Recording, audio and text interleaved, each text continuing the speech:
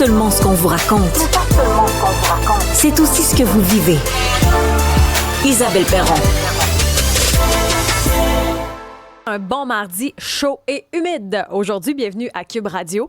C'est une journée où on vous amène sur la route. Aujourd'hui, il y a beaucoup de débats en ce qui a trait les véhicules électriques. Quand on se rappelle de P.O. Zappa, là, le chef d'antenne du TVA 22h, qui avait semé controverse il y a quelques mois déjà dans le Journal de Montréal, quand il a dit, entre autres, que lui, le véhicule électrique, il était bien déçu de ça, puis il est retourné au véhicule à essence. Et ça a soulevé des passions. Et on va le recevoir un petit peu plus tard à l'émission aujourd'hui parce qu'il nous témoigne justement de son retour au véhicule à essence, comment il trouve ça, quel avantage il en retire.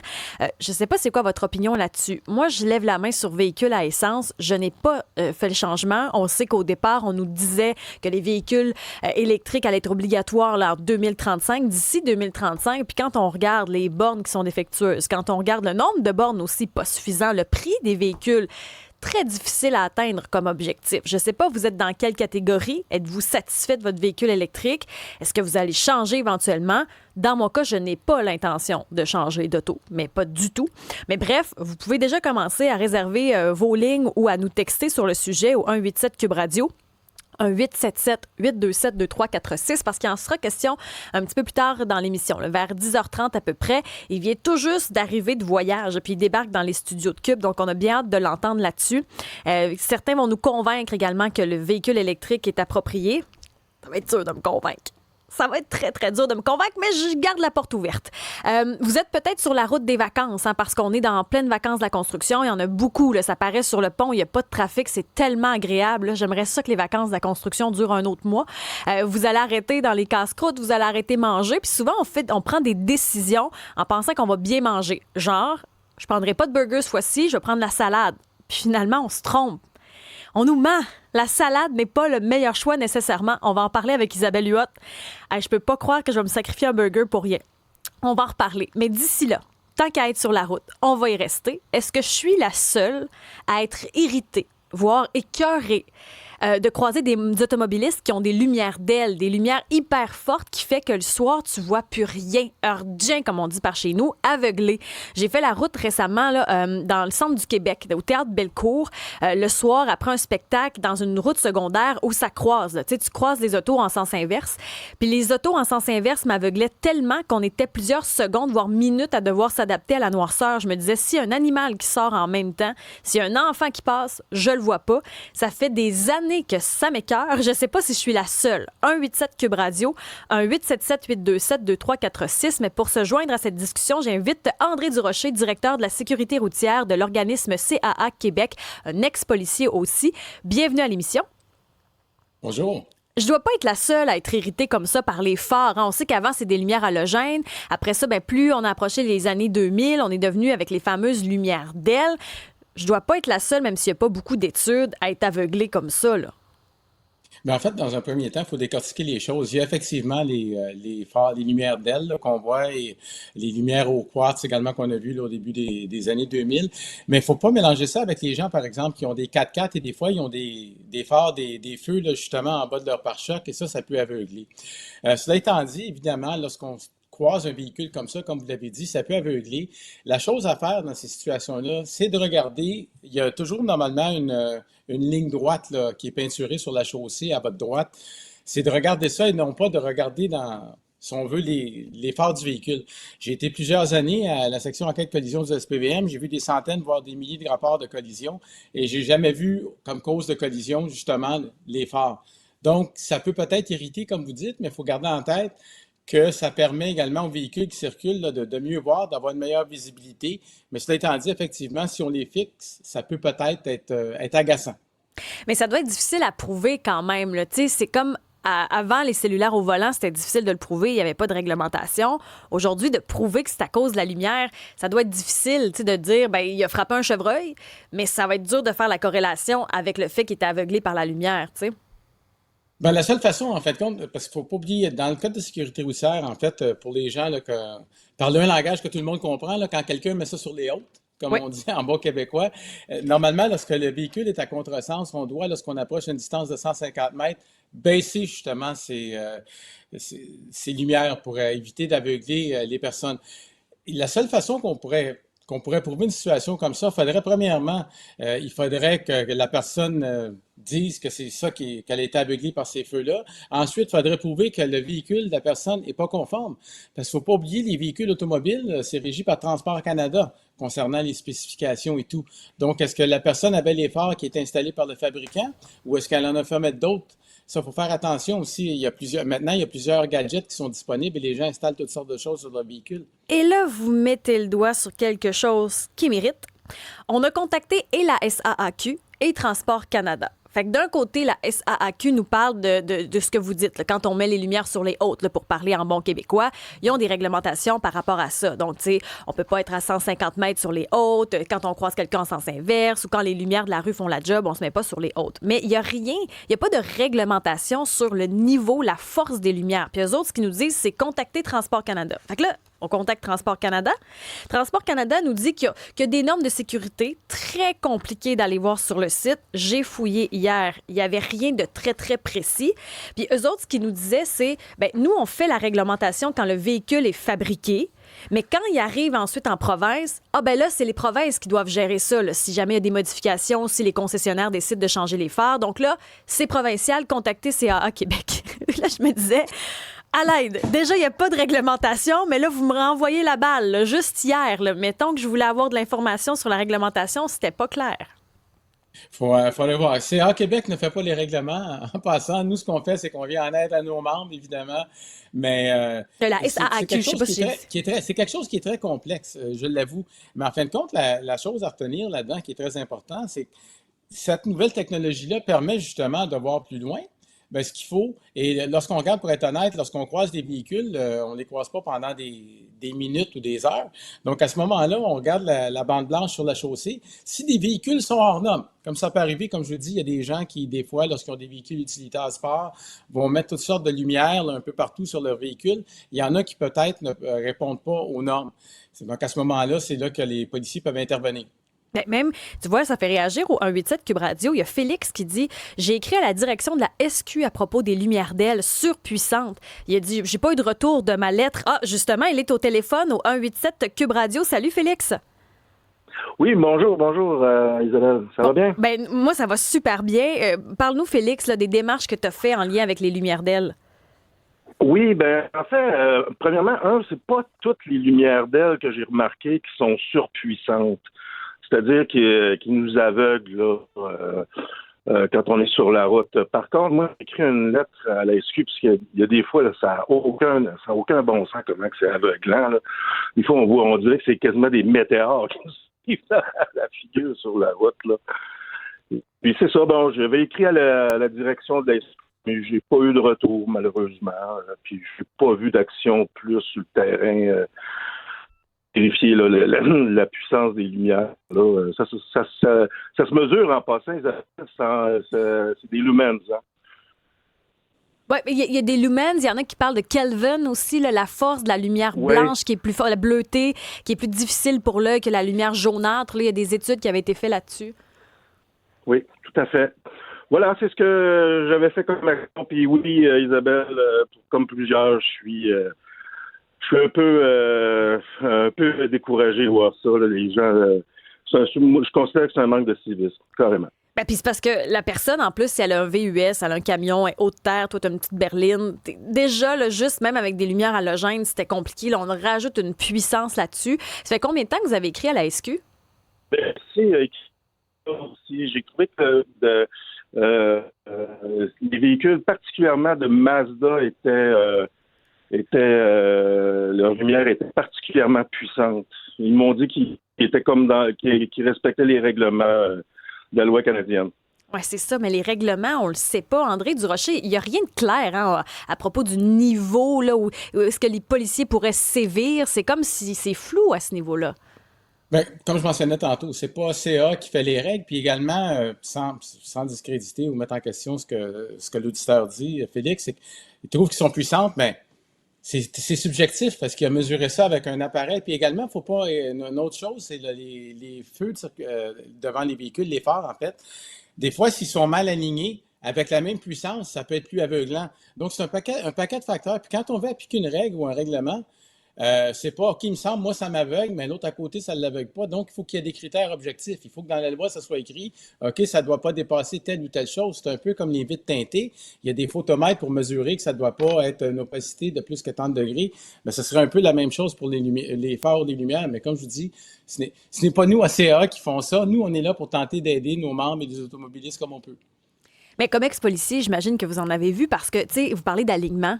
Il n'y a rien de clair non plus. Quelqu'un, par exemple, qui veut faire des modifications de phare, que ce soit un concessionnaire ou un particulier qui veut commander des lumières parce qu'il les trouve bien belles ou parce qu'il veut que ça allume plus, il n'y a pas non plus de réglementation de t'es obligé de faire un alignement en concession dans un garage, peu importe, pour t'assurer que l'angle soit comme il faut. Il n'y a pas de règle claire non plus là-dessus. Ben, comme j'ai dit, c'est parce que également, lorsqu'on s'attaque à un problème, c'est parce qu'il y en a un. Comme j'ai dit, moi, j'ai lu des centaines, voire des milliers de rapports de collision et j'ai jamais vu ça comme cause. Donc, à ce moment-là, il est bien certain, en travailler là-dessus, puis travailler sur des gens qui font de la vitesse, de l'alcool au volant, etc., en tant qu'ex-policier, là, on concentrait bien plus sur ces choses-là que sur d'autres types de règlements. Je ne vous dis pas que c'est pas important, mais on y va toujours par priorité, puis il faut que les choses, effectivement, comme vous dites, soient claires. Puis à ce moment-là, c'est comme ça qu'on peut appliquer un règlement. On peut pas imaginer le policier qui vous donnerait un constat d'infraction pour dire, moi, je trouve que vos phares, ils sont trop éblouissants. Vous allez le contester, vous allez aller à la cour, vous allez dire selon quoi? Ben, en même temps, quand on modifie un véhicule, que ça fait trop de bruit ou que les vitres sont mal teintées, trop teintées, ça arrive des fois qu'on peut émettre contravention parce que ça respecte pas les règlements. Mais là, c'est comme s'il n'y a pas de règlement. Bien, si ça fait trop de bruit, ça peut être avec un sonomètre. Si ça fait, concernant l'opacité des vitres, il peut y avoir un photomètre, mais j'ai pas vu encore d'appareil pour aller mesurer l'intensité des phares encore. Non, puis il n'y a pas de règlement. Tu sais, fait que ça va être dur de dire, ben là, vous dépassez tant de force de lumière, là, donc on arrête votre véhicule modifié parce que ça éblouit l'autre à côté. Mais comme il n'y a pas de règle claire, c'est difficile de sévir. Ben, en fait, moi, je trouve qu'à un moment donné, j'essaie toujours d'être pragmatique dans les choses. Donc, si je croise un véhicule qui a des feux comme ça qui ne respecte pas, j'ai deux choix. Je peux, comme on dit, passer ma journée à chercher un problème, peut-être, ou peut-être regarder simplement la bande blanche. Et peut-être, en ce moment-là, c'est plus simple. Je sais que des fois, comme j'ai dit, il y a des cas où c'est assez facile parce que les gens mettent plusieurs de ces phares-là qui aveuglent. Mais lorsqu'un véhicule est comme standard, entre guillemets, par le fabricant, c'est beaucoup plus difficile, comme vous l'avez mentionné tantôt, là, à fouiller dans les différents règlements. Il y en a qui disent sur la messagerie texte là, au 187 Cube Radio, il y en a quelques-uns, là, Alain, il y en a d'autres qui disent ouais, mais on nous suggère de regarder la bande blanche. Je suis pas certain que c'est sécuritaire. Il faut regarder au loin devant pour éviter les obstacles. Vous répondriez quoi à cet auditeur-là? On n'est pas obligé de fixer la bande blanche. On la regarde de temps en temps. Puis mais une chose qu'on voit souvent, puis je l'ai vécu dernièrement, justement, j'étais avec un ami, puis j'étais côté passager. Quelqu'un s'en venait justement avec ses hôtes, comme on dit en québécois. La personne dit, je t'ai écœuré, je vois rien, je regarde. Arrête de regarder. Regarde ailleurs, tout simplement. On n'est pas obligé de les fixer. Et j'en conviens, je comprends très bien que ça peut être agaçant, mais en fin de compte, il faudrait, pour prendre, je dirais, des décisions, peut-être que les corps de police en fassent une priorité, il faudrait qu'il y ait des données probantes. Combien d'accidents ont été causés par ça? Est-ce que c'est un problème ou est-ce que c'est... Mais on va tout ce attendre genre qu'il y de ait choses-là, puis je ne le tu sais, discrédite pas. Mais c'est Mais comme ça que ça fonctionne. Oui, mais c'est ça qui est dommage au Québec. On attend donc qu'il y ait des gens qui crevent. Là, il y a des gens qui fassent des accidents mortels. Encore une fois, c'est difficile de le prouver présentement parce que si tu as été aveuglé par les lumières puis tu as frappé un enfant ou tu as frappé un chevreuil, c'est dur d'établir quand l'auto est dans le champ que c'est parce qu'il y avait un auto en sens inverse qui passait. Tu sais. On a quelqu'un au téléphone. Comme je dis, ouais. Oui, allez-y rapidement. Oui, bien rapidement, comme je dis, moi, pour avoir lu des milliers de rapports de collision, là, c'est quand même pas rien comme échantillon et j'ai jamais vu ça comme cause. Mais c'est dur à prouver en même temps. 187 Cube Radio, 1-877-827-2346. On a Jean-Guy qui est au téléphone. Jean-Guy, vous aviez envie de réagir. Oui, juste deux choses, là. Un petit retour sur les fameuses bandes blanches. Oui, personnellement, c'est ce que je fais, mais d'un, faut pas oublier que, à part l'état assez lamentable de nos routes, ça inclut bien souvent que les bandes blanches sont effacées, on ne les voit plus. On pourrait dire aussi le soir, quand le pavé est mouillé, c'est réduisant, on les voit pas. En hiver, la neige, on les voit pas. Donc, les bandes blanches, c'est bien beau, mais elles sont pas toujours là pour nous guider. Puis, c'est sûr, on fixe pas les phares de l'autre voiture. Faut arrêter de supposer que les gens savent pas ça, là. Tout le monde le sait. Mais les phares, dans bien des cas, sur des modèles, sont trop puissants. Je compte pas le nombre de fois où j'étais sûr que l'autre avait ses hautes. Je fais un petit appel de phare, puis lui, il me répond en mettant les hautes. C'est encore pire, là. De base, il y a beaucoup de phares qui sont très, très, très puissants puis sont aveuglants. Il faudrait limiter ça parce que c'est vraiment dangereux, là. Mais ça, ce que vous dites, Jean-Guy, aussi, ça amène à un moment donné un manque de civisme en ce sens où la personne en sens opposé ou derrière toi t'aveugle. Donc là, tu as envie de répondre en disant, bon, il est sur ses hautes, moi aussi, je vais émettre les hautes. Mais finalement, bon, œil pour œil, dent pour dent, c'est pas bien bon, mais le comportement humain est de même pareil. Oui, il y en a qui font ça, mais moi, je parlais plus de ceux qu'on rencontre. Oui, il y en a qui m'ont suivi avec les hautes, surtout ceux quelqu'un qui a dit ça tantôt, les VUS ou des gros pick-up sont plus hauts. Dans ce temps-là, on peut modifier l'angle du miroir. J'ai pas le choix parce que sinon ça m'aveugle, mais moi je pense plutôt à ceux qu'on rencontre de face sur une route de campagne avec plein de courbes, puis des fois, selon l'angle, là, on est carrément aveuglé. C'est dangereux. Il y a des phares qui sont vraiment trop puissants. Ça doit causer des accidents. Le monsieur disait qu'il n'a pas vu de résultat de ça, mais comme vous avez dit, c'est dur à prouver parce que l'auto qui nous a aveuglés est passée depuis longtemps. Mm-hmm. Donc... Effectivement. Mais merci pour votre témoignage aujourd'hui. Merci d'avoir appelé à Cube Radio.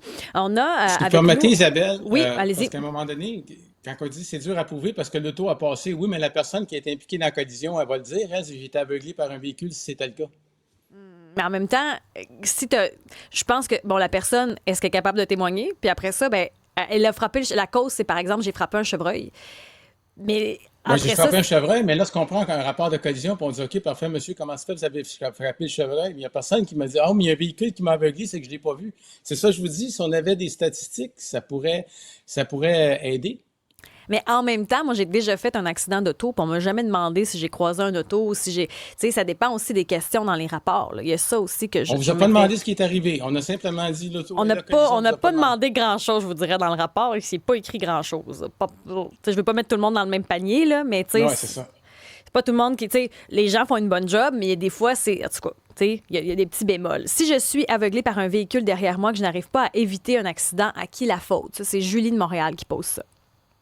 Il faudrait qu'elle prouve que c'est le véhicule qui l'a aveuglé. Mais comme le monsieur disait tantôt, notre rétroviseur, on est capable, justement, en changeant l'angle un peu, à ce moment-là, on ne l'a pas pour s'aveugler. Il ne faut pas encore un peu le même principe des phares qu'on ne doit pas fixer. Bien, on ne doit pas fixer le miroir. C'est achalant. On peut également se tasser puis le laisser passer. C'est une autre solution.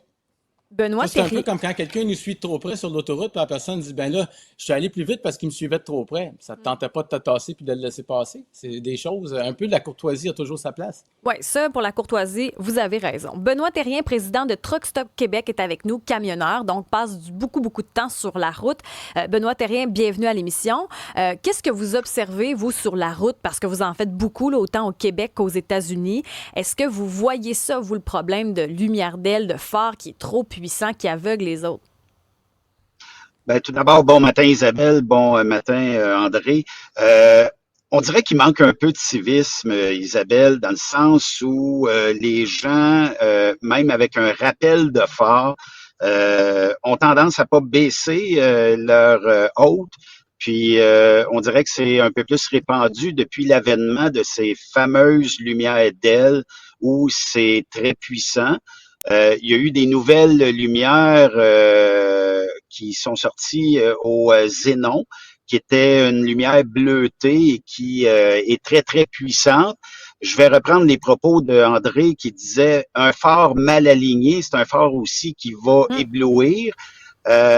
Puis je ne sais pas si ça peut être dû à quoi, là, mais l'avènement des VTT et tout ça a amené sur le marché des espèces de longues barres LED où tout le monde met ça dans leur pare-choc avant, sur le toit de leur camionnette, tout ça. Puis c'est pas relié bien souvent avec le système de base du véhicule. Donc, si je veux enlever ces phares-là, des fois, c'est un commutateur qui est dans le véhicule. Le temps que je le retrouve en roulant, j'ai eu le temps de vous aveugler bien des fois. Puis c'est un très grand manque de civisme. Bon, mon véhicule, moi, puis le véhicule de ma conjointe, quand on croise quelqu'un, à peu près à ça, 150 mètres, des fois même plus loin que ça, les hôtes se baissent automatiques. Donc, c'est quand même une bonne chose, mais quand la personne qui me fait face baisse pas ses hôtes, je vais faire comme vous disiez tantôt, je vais faire un rappel de phare. Mais si la personne ne les baisse pas, moi aussi, j'ai tendance à sacrer ça, c'est haute, puis dire, bon, ben regarde, tant que tu les baisseras pas, je baisserai pas les miennes. Puis Dieu seul sait que sur mon véhicule, ils sont très puissantes, là. Oui, mais Mais, là, vous parlez des hautes parce que ça, c'est un manque de civisme. Ça, vous oui, avez raison. oui, oui. Monsieur Durocher aussi a raison. Ça, c'est un manque de civisme de ne pas les enlever. Mais les gens, sur leur phare régulier, là, sans être sur les hautes, souvent, même Oui. elles, ces lumières-là sont trop fortes là, depuis l'avènement des lumières d'ailes. Est-ce que vous voyez une différence entre ce que vous voyez sur les routes aux États-Unis qu'ici au Québec? Ben, mettons je suis arrivé dans le transport en 2001. En 2001 et aujourd'hui, je peux vous dire une chose, c'est que oui, les phares sont beaucoup plus éblouissants. Euh, c'est de la faute à qui? Ben, monsieur et madame tout le monde veulent toujours avoir la meilleure vision possible. Et peu importe qui ils affectent. Donc, les fabricants, pour dire, bon, ben, embarque dans notre véhicule, regarde la vision que tu as le soir. C'est phénoménal pour certains véhicules d'avoir une belle vision. Puis il y a de ces nouveaux phares-là où c'est comme une loupe. Vous allez regarder à l'intérieur du phare, c'est comme une loupe. Donc, si vous avez plusieurs lumens en termes de faisceau lumineux, je vous rajoute une loupe, ben, il est certain que je viens, peut-être pas de doubler, mais en tout cas, je viens d'augmenter un peu le faisceau lumineux. Le problème, est-ce que les constructeurs sont soumis à des tests? Vous le disiez tantôt, il n'y a pas réellement de réglementation, j'en ai pas trouvé non plus. Puis, il n'y a pas réellement, je dirais, peut-être d'idée politique de dire, est-ce qu'on peut limiter ça? Bon, je voyais qu'en France, je pense que c'est 12 000 lumens, quelque chose comme ça. Est-ce qu'on pourrait aller de ce pas et de dire, ben, aux fabricants, vous mettez pas des phares qui sont plus que tant de lumens. Mais comment est-ce qu'on fait pour vérifier ça? Est-ce qu'il existe une espèce de petit appareil qui va mesurer l'intensité des phares? Pas sûr que ça existe, mais on a un problème, c'est que de plus en plus, on va vouloir avoir des phares puissants. Puis il y a toujours une petite guerre à l'automobile de dire, ah, moi j'ai un meilleur radio, mais là j'ai des meilleurs phares, j'ai des meilleurs pneus, j'ai des meilleurs ci, j'ai des meilleurs ça. Sans compter que, bon, peut-être qu'on a une vision différente. Nos trois, André, moi et toi, Isabelle, on a peut-être une vision le soir qui nous éblouit plus par la force des choses. Puis on nous Donc, dit ma que vision, les types de oui, lumière, ça n'a pas le même impact oui, sur l'œil. Par exemple, à niveau égal, oui, une lumière verte n'est pas comme une lumière rouge oui, pour l'œil. On pourra en parler avec un oui, optométriste tout à l'heure, mais on parlait aussi de oui. l'impact des lumières. Tu sais, la différence de lumière entre la noirceur et ces lumières d'ailes-là aussi peut avoir des impacts sur les yeux. Donc, ça aussi, c'est un autre aspect auquel il faudra se pencher. Effectivement, puis je suis pas optométriste de métier, là, mais moi, si tu m'aveugles en sens inverse avec ton véhicule, puis vraiment avec une lumière éblouissante, j'ai 1 à 2 secondes à ce que mon œil se concentre Ouais. plus sur l'environnement. Donc, le noir est comme plus noir. Je dis pas qu'il va traverser un chevreuil à ce moment-là, mais s'il traverse, j'ai peut-être moins le réflexe de freiner brusquement. Tandis que si tu m'éblouis pas, ben mon œil va savoir adapter. Puis j'utilise ce que André disait sur regarder la ligne de droite. C'est probablement le meilleur moyen. Ça me rajeunira pas, mais juste le fait d'avoir suivi des cours de conduite il y a tellement longtemps que on nous disait ça. Lorsque vous rencontrez un véhicule pour ne pas être ébloui, suivez la ligne droite, c'est la meilleure fonction. C'est sûr que c'est pas regarder en avant du véhicule, mais entre ça puis être ébloui pendant 1 ou 2 secondes, après le passage d'un véhicule en sens inverse, je vais choisir la ligne blanche là, par Au mesure de sécurité. 187 Cube Radio, on a Frédéric au téléphone. Frédéric, vous vouliez ajouter votre voix à la discussion. Allô, allô? Allô, allô? Bon, alors moi, ben c'est simple, c'est un truc que j'ai eu en ski alpin, en snowboard, en motoneige et maintenant en moto. C'est des lumières avec une teinte jaune. Mm-hmm. Écoute, ça fait toute la différence, OK? Et puis, tu peux même les mettre quand il pleut, on dirait qu'il fait plus soleil. Mais c'est pour vrai, ça marche, ça l'aide. Quand ça n'a pas d'allure, un gros trafic là, sur l'autoroute, mettons, peu importe. Là, c'est vrai qu'en vieillissant, je pense ça flash plus. Ben, on est plus sensible, ça, c'est un fait. Là. Plus on vieillit, plus on dirait qu'on voit des halos autour des lumières le soir. Puis il y en a même qui disent on prend de moins en moins la route parce que les phares sont tellement éblouissants. Donc, vous, les lumières jaunes, est-ce que c'est légal? Est-ce que ça a été difficile à trouver? Non, des lunettes jaunes. Ah, des lunettes jaunes! Ben oui, avec une petite teinte jaune. T'es pas obligé de la prendre trop claire ou trop opaque, mais ça fait toute la différence des lunettes jaunes. Juste pour la lumière, genre de lunettes que vous pourriez mettre aussi à l'intérieur quand vous trouvez que les néons sont trop forts, là. Ouais, mais là, je suis pas rendu là, mais pour les flashs, là, ça marche. En ski alpin, en tout cas, ça l'aide aussi. Puis en motoneige, on voit plus les bosses avec ça pour le blanc parce que c'est aveuglant, la lumière du skido, elle fait flasher la neige. On voit plus les reliefs. En tout cas, moi, ça m'aide. Pas obligé de la mettre tout le temps non plus. Là, tu la mets sur ton front, puis quand il y a quelqu'un qui te flash d'en face, tu la mets. Ça l'aide. Ça aide. Ça te coûte combien, ça, ces lunettes jaunes-là? C'est 20$, là. C'est des lunettes de sécurité jaunes. Bon. Ou tu peux prendre des lunettes n'importe quelles jaunes. Ben, c'est un très bon conseil, ça, parce que pour l'instant, on peut pas faire grand-chose pour les lumières trop fortes, mais au moins ça peut peut-être descendre un peu notre frustration le soir. Merci de ton appel, Frédéric. On a Steven également au téléphone. Allô, Steven? Bonjour, Steven. Ah, ça doit être moi, oui, allô? Ben oui, c'est vous, ça. Bon. Oui, excuse-moi, la personne m'a compris, mon nom c'est Kevin et non Steven. Ah, c'est Kevin! Bon, ben Kevin, ouais. bon, allez-y donc. Qu'est-ce que vous aviez envie d'ajouter à la discussion? Ben, que le sujet vient me chercher un peu dans le sens que je trouve ça peut-être trop fragile, que je suis camionneur puis je passe ma vie, ma journée sur la route, des 13-14 heures par jour, puis c'est dans des cas très... J'ai envie de te dire, c'est rare, là. Je suis plus de 60 heures sur la route par semaine. C'est vraiment peut-être ça d'aller plus dans des routes de campagne. Sinon, ces autoroutes où il y a des lampadaires, des autoroutes standards, en général, c'est pas si éblouissant que ça. Puis comme le monsieur de CA Québec disait, c'est de se trouver des points de repère. Exemple, comme il a mentionné, la ligne blanche sur le bord de la route, si tu te sens trop ébloui. Mais sinon, en général, comme je vous dis, je me répète, je passe mon temps sur la route. Les phares visent vers le sol. Mais Kevin, à moins d'être très haute. Kevin, vous êtes un camionneur pas mal plus haut de terre que les autres voitures, là. Oui, mais moi, j'ai une berline comme voiture. J'ai une berline, j'ai aussi une minivan qui sont à Delft, des voitures récentes, 2023-2024. Et moi aussi, j'ai l'option des hautes automatiques, mais nous, je m'en sers jamais parce que j'admets que même sur les lumières de route, là, sont assez puissants, mais puissants pour qu'ils visent vers le sol. Ils ne visent pas dans les yeux, dans le pare-brise des gens. Et la minivan est un petit peu plus haute que ma berline. Mais c'est pas... Mon opinion, c'est juste que c'est pas si éblouissant. Éblouissant que ça, là. Ça vous éblouit pas tant que ça, là. Exactement. C'est juste c'est vraiment dans des cas... j'ai envie de te dire, genre c'est rare, très rare. Une voiture sont parmi combien?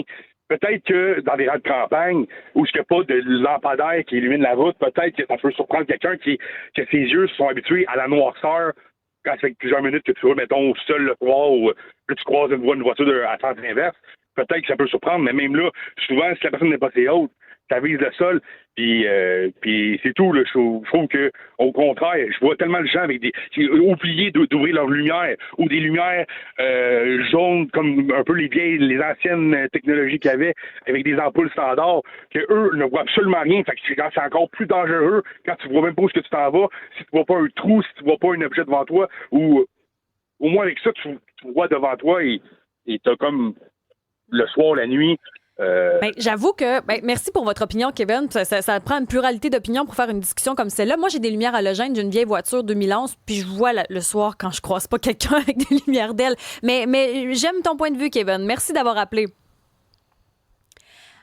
On est avec Benoît Thérien, président de Truck Stop Québec, André Durocher également. On fait une courte pause. Optométriste également au retour avec nous parce que toute une notion avec les yeux. Il y en a qui nous textent au 187 Cube Radio. Il y a des opinions d'ophtalmologistes quand on doit adapter nos yeux à la noirceur avec des lumières si fortes. Si vous voulez ajouter votre voix à cette discussion des lumières d'ailes qui nous aveuglent, est-ce que c'est votre cas? 187 Cube Radio, 1877 827 2346.